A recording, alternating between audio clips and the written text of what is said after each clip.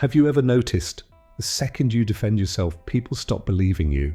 Think about it. Someone calls you arrogant, selfish, fake, and what do? You panic. You explain. You say, that's not true. But here's the cold reality. The moment you defend yourself, you already lost. Because you told the world one thing. Their opinion matters more than your power. Machiavelli understood this centuries ago. He who explains, submits. And today, in the age of call-outs, cancel culture, and non-stop noise, this rule is deadlier than ever. So let me show you the brutal psychology of never defending yourself. Point 1. The trap of defending yourself expanded. Most people believe that if they explain themselves clearly, their reputation will automatically be restored. It's as if the world operates on a simple clarity button. Press it, and everything resets. But reality doesn't work that way. The moment you start defending yourself, you are no longer in your own space. You've stepped into their arena. You've agreed to play by their rules. Think about it. Someone whispers behind your back that you're selfish, arrogant, or manipulative. Your first instinct is to react. You want to shout, "Oh no, that's not true. I'm not like that." But by doing so, you've already handed them a piece of control. You've implicitly admitted that their opinion matters enough for you to defend yourself. Suddenly, they're not just an accuser, they're the narrator of your story. Defending yourself is often a subtle admission of weakness. It signals to the world that their perception carries more weight than your reality. In social, professional, and even personal power dynamics, perception is often stronger than truth. People don't just see facts, they see reactions. And your reaction tells them everything about your state of mind, your confidence, and your level of control. The moment you flinch, apologize, or over-explain, the audience, your friends, colleagues, acquaintances, even strangers, start to doubt you. Why did you feel the need to defend yourself? Were they right? Or are you simply afraid of being judged as weak? The answer doesn't even matter. The act of reacting has already shifted power away from you. Here's a real-world example. Imagine a colleague accuses you subtly during a meeting, implying you're self-centered. You immediately respond, explaining your actions, listing your intentions, and defending your character. While your argument may be rational, everyone in the room now focuses more on the accusation than your explanation. The accuser appears confident, the audience perceives tension, and your credibility subtly erodes because your reaction proves their words had an impact. In essence, by reacting, you have allowed them to control the frame. The key then is to recognize the trap before it ensnares you. The panic that rises, the urge to clarify, to justify, is the exact moment to pause. Take a breath, resist the impulse, and embrace silence. Silence doesn't mean weakness. It communicates control, composure, and confidence. It forces others to fill the void with their own doubts and assumptions. The less predictable you are, the more untouchable you become. Mastering this is not about arrogance, it's about psychological authority. Once you stop playing by someone else's rules, the game itself changes. Point 2. Frame control expanded. If there's one lesson Machiavelli drilled into leaders centuries ago, it's this. Whoever controls the frame controls reality. Think of it like a chessboard. The person who dictates where the pieces move, the timing of each move, and the strategy behind every attack almost always wins the game. Frame control isn't just about arguments, it's about perception, authority, and psychological dominance. And yet most people give it away without even realizing it. Imagine someone accuses you of being arrogant during a casual conversation. The natural instinct is to defend yourself. No, I'm not arrogant, I'm just confident. But in that instant, you've stepped into their story. You've accepted their framing, their definition of you. You're no longer the one defining the narrative. Now, you're reacting to it. And anyone watching, anyone listening, begins to see the world through their lens. Suddenly, the person who spoke first looks like the one with power, the one in control, and you. You're the one proving their frame. Frame control is subtle, but it's the backbone of influence. The strongest person in any room isn't necessarily the one who argues the best. They're the one who never had to argue at all. When you refuse to step into someone else's frame, you force them to either justify themselves or reveal cracks in their own logic. Silence, calm demeanor, and refusal to over-explain create a ripple effect. Others around you start questioning the accuser's credibility, not yours. Think of real-life scenarios in business. The leader who stays calm while others panic, who sets the meeting agenda, and controls the narrative is almost always perceived as powerful. In social settings, the person who never feels the need to defend themselves becomes magnetic, mysterious, untouchable. They don't argue, they define the rules of engagement. And once you define the frame, you can subtly guide outcomes, perceptions, and reactions without lifting a finger. This principle also extends to personal interactions, relationships, negotiations, even casual debates. Whoever controls the frame controls the emotional tempo. When someone labels you unfairly, your goal is not to justify. It's to reframe without reacting, letting the world see their accusation as theirs, not yours. Over time, this builds a reputation of composure, dominance, and untouchability. Mastering frame control means mastering the psychological battlefield. It's not about winning arguments, it's about making others play by your rules without them realizing it. And the best part? Once you consistently maintain this presence, people naturally respect, fear, or defer to your authority. Because real power isn't in reacting, it's in defining. Point 3. Silence as a weapon. Silence isn't weakness, it's power. The moment someone throws an accusation or insult at you, the world expects a reaction. They wait for you to explain, justify, or defend yourself. But when you stay calm and say nothing, something surprising happens. The pressure shifts to them. Imagine someone calls you manipulative in a meeting. Everyone's eyes are on you, expecting a response. You simply remain still, unreadable. Suddenly, the accuser starts over-explaining, stumbling, even revealing their insecurities. The crowd doesn't see you as guilty, they see you as untouchable. Silence forces people to fill the void. They project their fears, doubts, and weaknesses into that quiet space. And while they crack under pressure, you remain composed. It's a subtle psychological weapon, invisible but devastatingly effective. The best part? Silence works everywhere. Relationships, business, online. It creates authority without confrontation. People instinctively respect, fear, or defer to those who never flinch.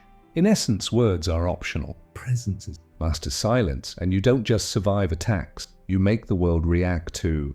Point 4. Deflection and inversion. Here's one of the coldest, most strategic moves in the power play. Don't defend, flip it. Instead of reacting to an accusation, you turn it back on the accuser, reframing their words as a reflection of their own weaknesses. This isn't just clever, it's ruthless in its subtlety. Imagine someone calls you arrogant. Most people immediately say, "Well, no, I'm not," or nervously justify themselves. But the Machiavellian approach is different. You might smile and say, "Funny how confidence makes people uncomfortable." Instantly, the accusation shifts. You didn't deny it, yet you reframed it. Now the accuser looks insecure, defensive, even irrational. You remain calm, in control, untouchable. Or take another example. Someone calls you manipulative. A natural reaction is to argue, explain, or apologize, but a simple inversion can destroy their frame. Only people who can't be influenced feel that way. Suddenly the focus is no longer on you, it's on their limitation. The narrative flips and they scramble to recover. This technique works because humans instinctively defend themselves. When you refuse to argue and instead invert the accusation, it creates cognitive dissonance in the accuser. They start overthinking, doubting, and even losing credibility with onlookers. Meanwhile, your authority grows silently. Deflection and inversion are psychological weapons that don't require aggression. They rely on presence, timing, and subtle reframing. The beauty is in the elegance. You never lower yourself to argue, yet you dominate. People may think they are attacking you, but in reality, they're revealing their own weaknesses. And in power games, that is victory without confrontation.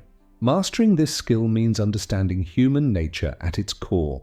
The world reacts to perception, not truth. By flipping their narrative, you ensure that attacks never touch you. You don't defend, you redefine. And once you consistently apply this, people start thinking twice before targeting you, because your calm, unflinching responses signal untouchable authority. Point 5. Presence in public perception is a battlefield, and your presence is your most powerful weapon. In a room full of people, someone makes a jab. You always think you're right. Most people instinctively laugh nervously, explain themselves, or overcompensate. But the Machiavellian approach is different. You pause. You let the silence do the work. Perhaps a subtle smirk. Maybe just a calm, steady gaze. Immediately, the spotlight shifts. The accuser fidgets, begins over-explaining, or backtracks. The audience, friends, colleagues, strangers, starts noticing their uncertainty, not yours. You haven't said a word, yet your calm presence dominates the room. People interpret it as confidence, authority, and untouchability.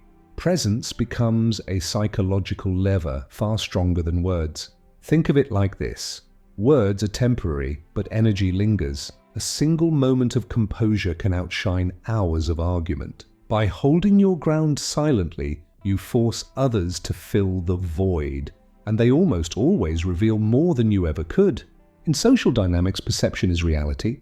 If you appear unshaken, unbothered, and controlled, the world automatically recalibrates around you.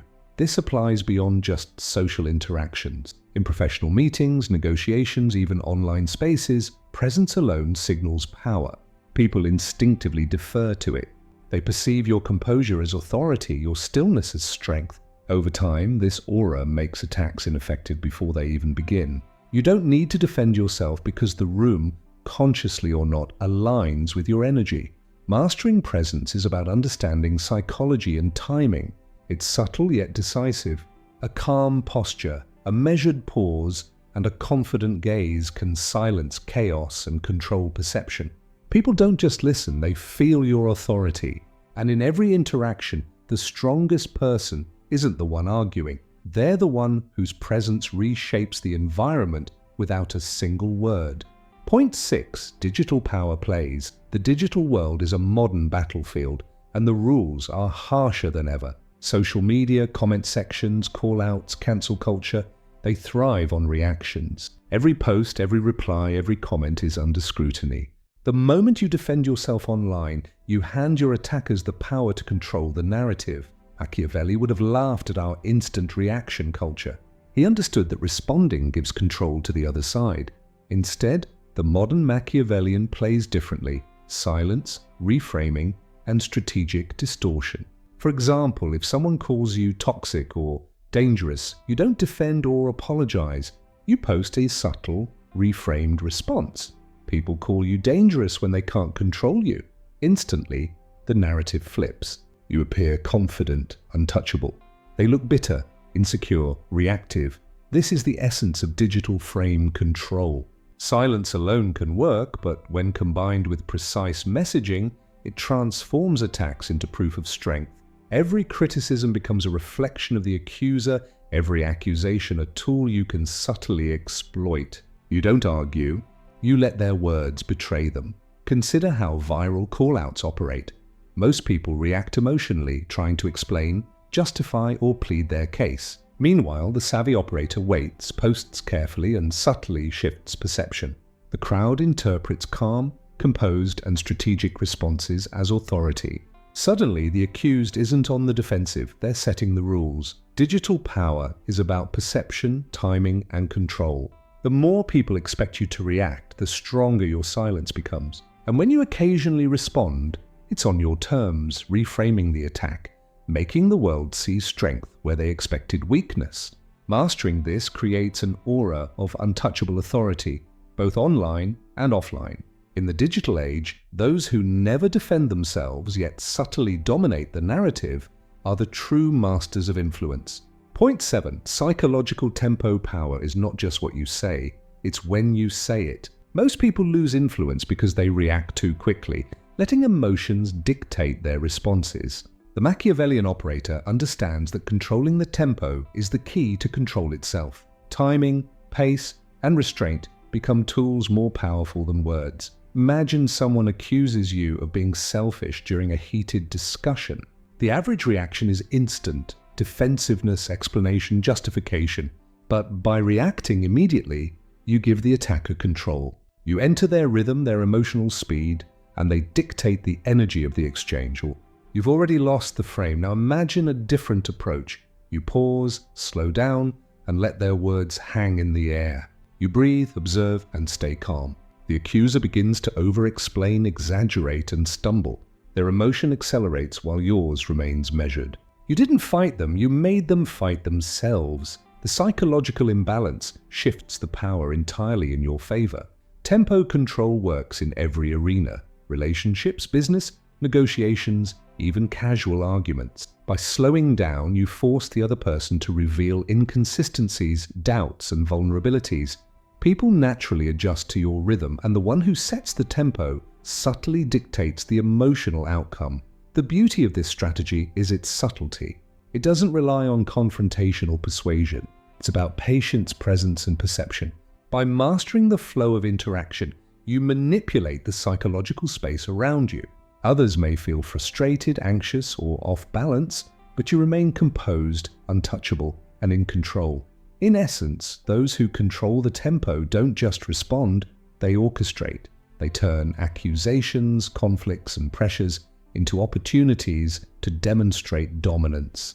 And in the silent power of measured timing, true authority emerges, calm, confident, and entirely untouchable. Point 8. Power in relationships. Relationships are emotional battlegrounds, and the same rules of power apply, sometimes even more brutally. Most people panic when a partner accuses them of indifference or selfishness. "You don't care about me anymore," they say. The natural response is immediate defense, reassurance, explanation, pleading. But here's the trap. Every reaction proves the accuser's frame. By panicking, you confirm their narrative. You hand them control of the emotional space. The Machiavellian approach is different. You remain calm, short, grounded, neutral. "That's not how I see it," you might say, with no further explanation. No defensive overcompensation. Suddenly the dynamics shift. Your partner begins to question their own perception, their own emotions. Who is in control now? You. Whoever sets the emotional tempo holds the power. This isn't manipulation. It's mastery of human psychology. Emotions are highly contagious, but so is calm. When one person remains composed in the face of conflict, the other unconsciously adjusts. Over time, partners, friends, or colleagues start deferring, recalibrating, and respecting that composure. By controlling the emotional rhythm, you dictate the relationship's tone without raising your voice or forcing agreement. Consider how subtle this is. A brief pause, a calm tone, a neutral word. These small gestures carry enormous weight. The world assumes you are untouchable because you never needed to justify or defend. In relationships, this means you guide interactions not through argument, but through presence and quiet authority. The lesson is universal. The one who controls the emotional tempo controls influence. Panic and defensiveness yield control. Calm, composed authority builds respect, uncertainty in others, and ultimately, power. In love, friendships, or family, mastery of silence and presence transforms interactions into arenas where you quietly set the rules, and others adapt without realizing it. Point 9. Reputation versus aura. Most people chase a good reputation. They want to be liked, agreeable, clean, polite. But here's the brutal truth. Being good doesn't make you powerful. Good is safe, predictable, and often ignored. The real power lies in building a strong reputation, one that commands respect, subtly instills fear, and makes people think twice before challenging you. When you never defend yourself, your reputation stops being about what people believe. It becomes about what they feel. People stop questioning your actions because they sense your presence, your composure, your untouchability. They may not like you. They may even distrust you. But they will respect you, defer to you, and instinctively treat you with caution.